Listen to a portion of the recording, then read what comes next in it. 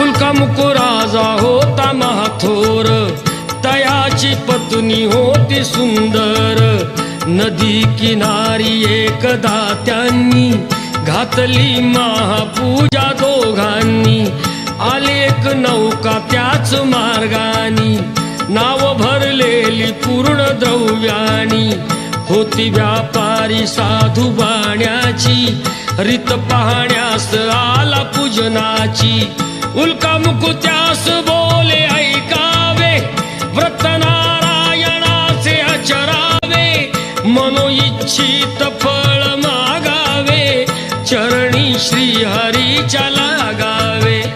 घराशी आला वाणी परतून, तयाची पत्नी होती शीलवान. तयास नव्हते काही संतान, केला नवस